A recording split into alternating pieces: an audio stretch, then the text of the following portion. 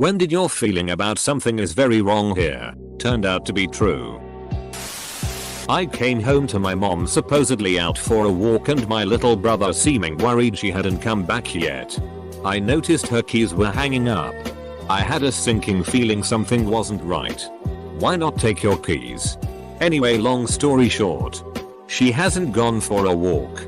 She has locked herself in a back room in our guest house thing that you can only unlock from the inside and had taken a whole heaps of pills to kill herself.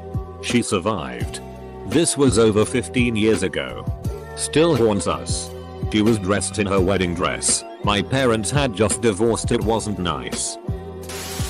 Kind of a dumb one. But we had this regular customer who was very weird. I worked in an auto wrecking yard and he always came in and bought random off the wall tea. In a hoe. Me and a new guy load some stuff into the back of this guy's van. He gets in to leave, a new guy is standing behind the van next to the building. I say, double quote, "Hey, I wouldn't stand there." New guy looks at me puzzled and moves. Sure enough. Weird customer puts it in reverse and punches it. Backs right through the wall of our office.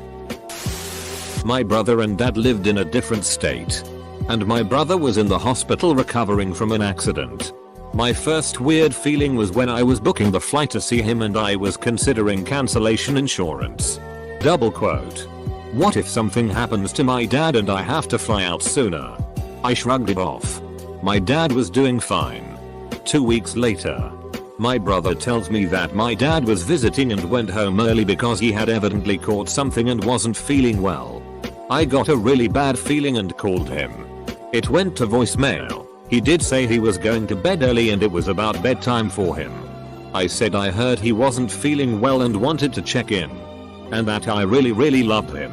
I felt weird.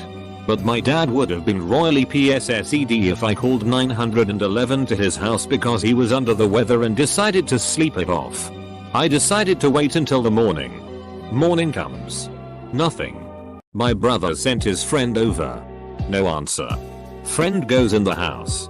My dad had passed away. I wish I had called. It just didn't seem that serious and I have a penchant for overreacting. The last thing he told my brother was, double quote, "I'll be fine. I'm just going to bed." The thing that got me was the voicemail. I looked through his messages. Mine was read. If nothing else, I know he listened to that voicemail. One of the last things he heard was me telling him I loved him. Edit. Thank you for all of the kind responses. My dad passed from a heart attack. According to the coroner, it didn't sound like anyone could have helped even if they had found him right after it happened, the coroner said. Double quote. It seemed sudden and not like he suffered at all. And if nothing had happened yet, he probably would have sent them away anyway because of his "I'll be fine" attitude. I am grateful for a couple things. 1.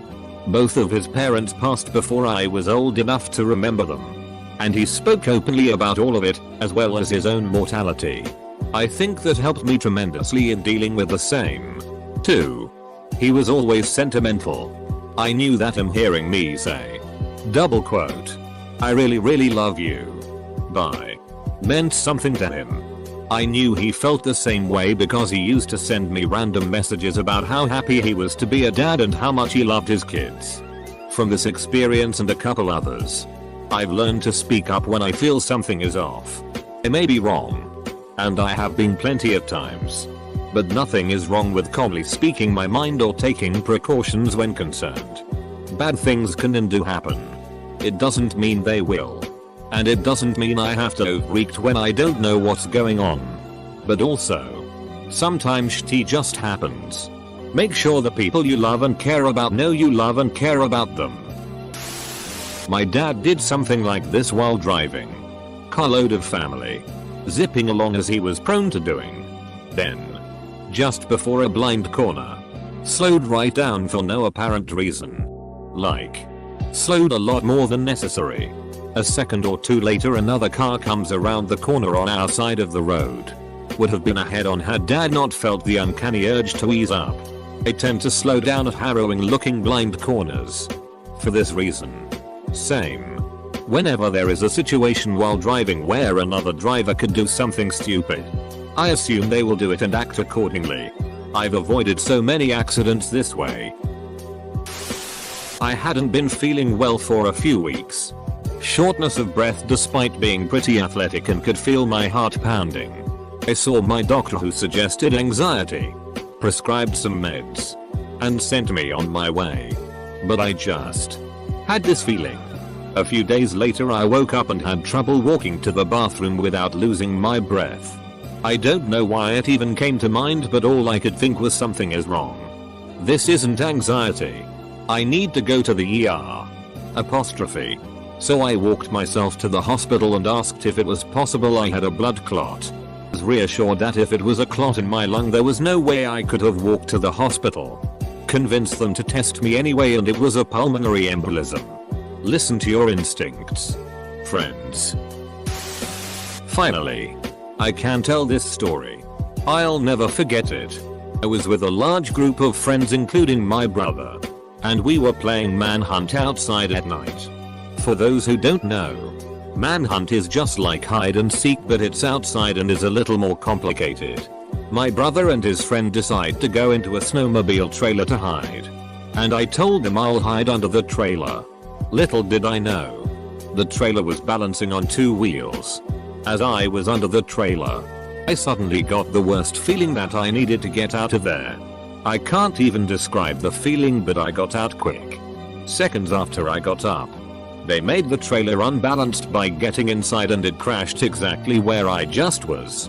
There's no doubt it would have killed me in seconds. I stood there in complete shock. I couldn't believe I was so close to death. I was letting my dog back inside. She walked right past me with no tail wagging or happy smile.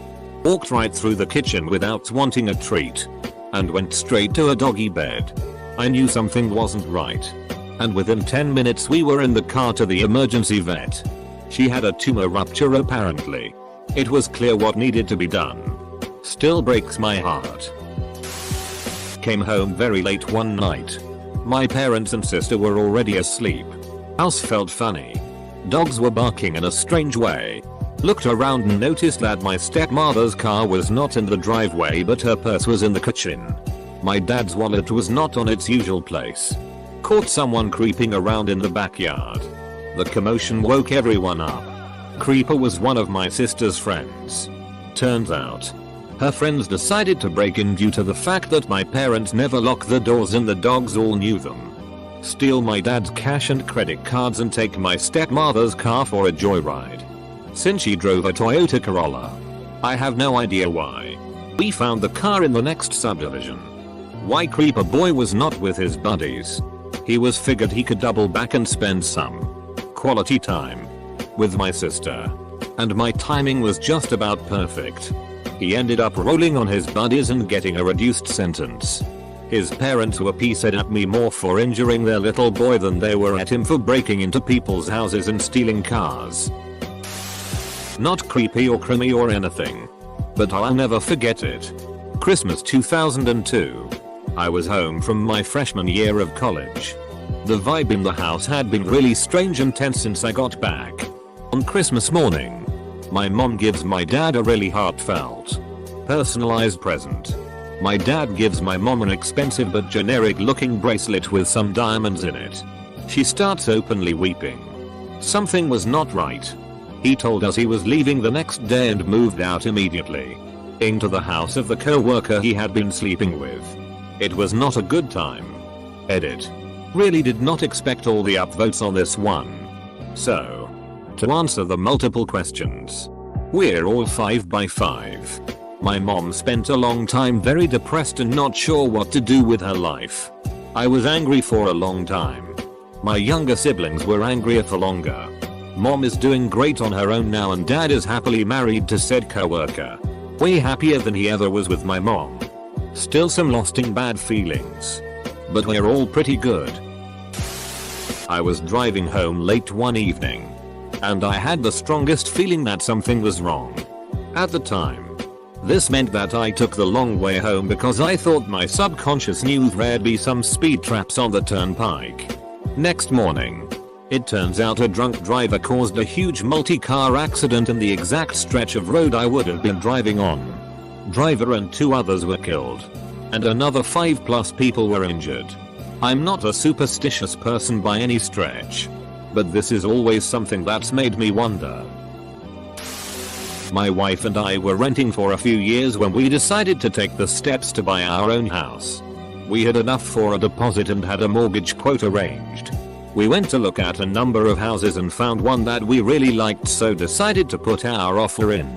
We were told that this was most likely going to be accepted, but they were going to wait a couple of days before deciding. That evening I sat in bed reading when I had a horrible feeling that something wasn't right.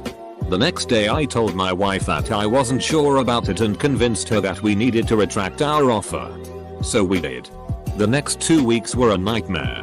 Within 2 days of pulling out of this offer, my wife was made redundant, totally by surprise, and she hadn't been working at the company long enough to get much of a payout. A week later our car broke down and was beyond repair, barring spending more than the car was worth. We really struggled for the next year or so and would never have been able to pay off a mortgage. We are in a much better place now, but we know that if I hadn't had that moment we would have been screwed. One night while I was home alone I was feeling oddly anxious for a few hours. Like every sound I heard seemed suspicious. Later while I was trying to sleep I look out my window and see someone just standing on the sidewalk in front of our house. It's likely that he was there for a while. Just after I notice him he comes up to the door and starts knocking, which freaks out my dog and makes him start barking, which he normally doesn't do when people come to the door. So in a panic I start heading out of the back of the house while calling my parents. At first they don't really believe it's an issue, but I insist that it's not normal. They rush home and my dad confirms my suspicions that it was my sister's abusive ex-husband. So my dad takes care of things and sends him on his way. He has been harassing us for quite some time.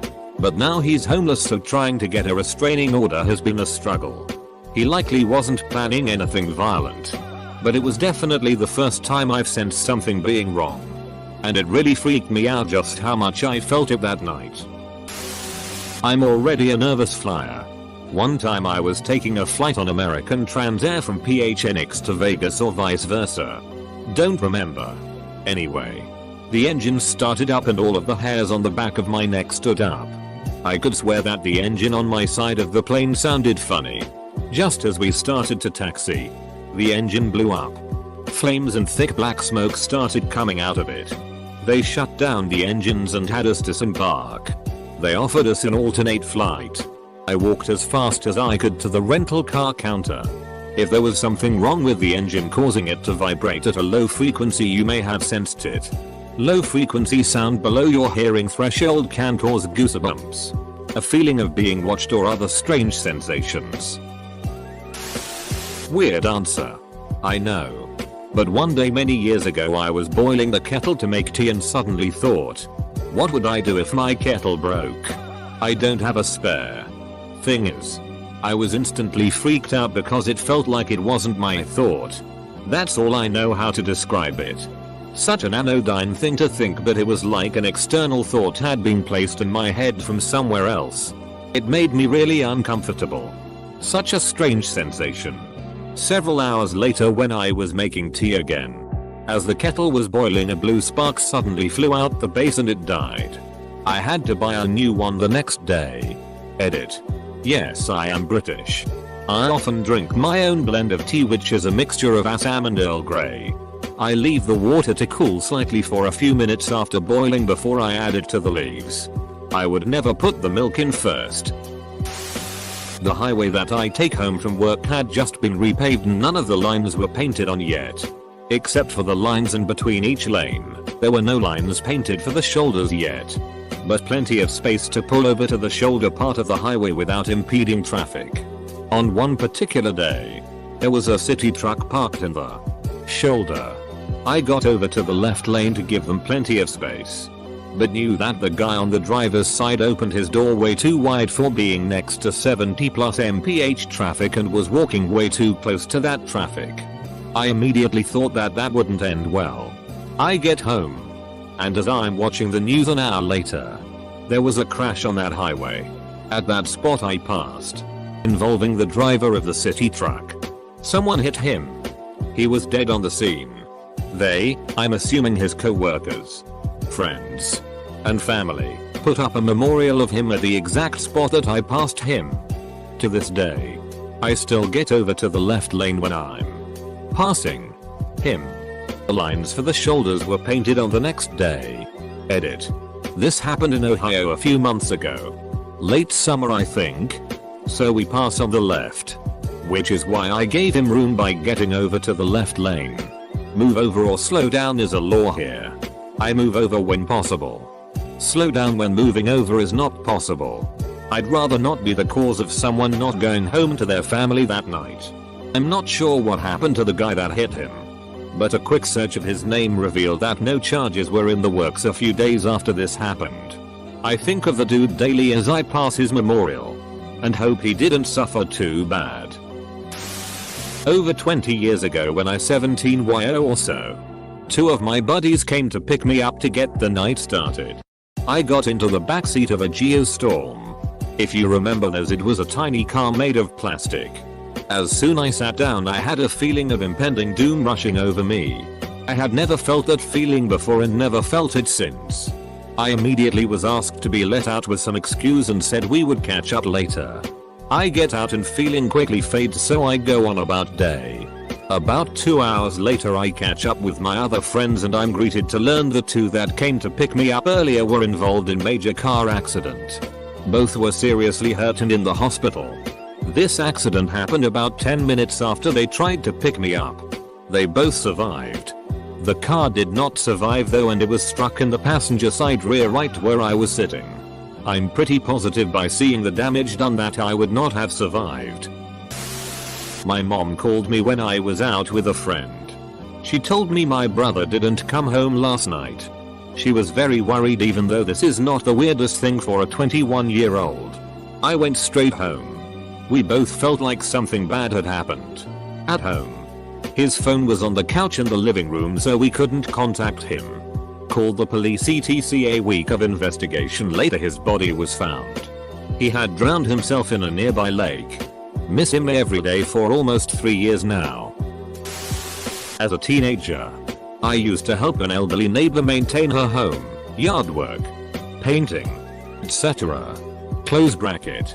She was a sweet person and lived there with her cat, Tompkins, a beautiful black and white kitty. I'd go over to visit once in a while and hear stories from Miss Laney's past.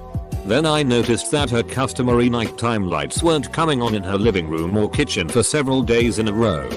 So I went over to check, and found her dead on the kitchen floor, with Tompkins keeping watch and looking bewildered. As I described here in AskReddit a long time ago, my parents and I found a good home for Tompkins and helped with the funeral arrangements. Woke up one morning with a sinking, panicky feeling. I knew my grandmother was going to die. I just couldn't get anyone to believe me. I was young, so I lost it in the school lobby, screaming at my mom that I couldn't go to class because my nana was going to die. Everyone assured me that she was stable, though she was very ill, and that I should go to class anyway. She died that afternoon. Geez, that's rough. Forgive me for asking, but was there any kind of I told you so moment? A little bit. Yeah. My mom got off the phone with my aunt. My dad already knew because he was there when it happened, and I was sitting there eating a chocolate chip cookie and thinking, shoulder believe me. Very. Would be an exaggeration. But after my mother went to bed each night, my dad would go out to his car beside the driveway and talk on the phone for about 15 minutes. I outed him. He had been having an affair for about 10 years. 10 fucking years. My friend's dad had one for close to 20. For the last few years he didn't even bother hiding it. She was a close family friend and his wife was a doormat. But he was a champion CNT, and the only reason he ended the affair was because he didn't like the pet she got to help her deal with her cancer. This happened just the other day. Things have been rough lately, but last Wednesday I woke up extremely sick to my stomach and very anxious. I felt like crying the whole day. My best friend's brother called later in the afternoon to tell me that my friend had killed himself the night before. It has been pure hell ever since. I once went to an event with an ex. And I was in a bit of a crappy mood all day for various reasons. But the whole time, I felt like something really bad had happened to someone close or that a generally bad thing happened. The next day, I learned that just a few hours before I went to the event, a classmate of mine washed up on the beach. If you don't mind me asking, did the classmate drown or were they killed? If you don't want to answer, that's fine. She met up with this guy in the early hours of the morning. Then they went to walk along a harbor arm. I believe he pushed her in cause he was drunk. Don't know if it was accidental or not. Then he walked away. And she drowned before washing up on the beach. Once when I was little, we went fishing on a Sunday with my uncle, an aunt, uncles and mom's sister, and my 2 cousins. See, my uncle was a very successful man. We were really close since he lived a block away from us. He even took me to his job one day, where I met his boss. That day is what made me choose the path I'm following now. The degree I'm trying to get. Anyway, we went fishing and I hadn't had that much fun in a while. But I had this feeling of impending doom. Like I knew that scene wouldn't ever happen again. That it was temporary. That was the first time that I felt that way. I was 9. It really was the last time since my uncle fell ill 2 days later, Tuesday, passing away on the Friday at around 9 p.m. I wasn't allowed to see him in the hospital. So that Sunday really was the last time I saw him. Nothing was ever the same after his passing. There were 3 unrelated divorces within the family, including my parents and the aunt that went with us. I mean, all of this could have, probably would have, happened had him not passed. But it's my last memory of easier times. Everything slowly fell apart after that. Thank you. You reverse Speed Force for the silver. So when I was little, my cousin that lived 30 minutes away was my best friend. Our parents used to meet up at my grandmother's house every week just so that we could play together. Occasionally I would go on sleepovers to her house. One weekend when I was staying over with them, it was coming up to bedtime and I had a really weird feeling and just wanted to go home. I was crying hysterically and my uncle brought me home. And X200B. Only this year I found out that my dad had planned on leaving my mother that night. And me ringing crying saying that I wanted Mammy and Daddy made him change his mind. My mother doesn't know this. Nor any of my siblings. My dad told me one night while we were out at a bar and he was drunk. I befriended an elderly man after a middle school project about World War II. He served on the USS San Francisco, and I continued to visit with him weekly or so all the way through high school. His house was on the way home from school and I would often call to tell him I was coming and then drop by after practice.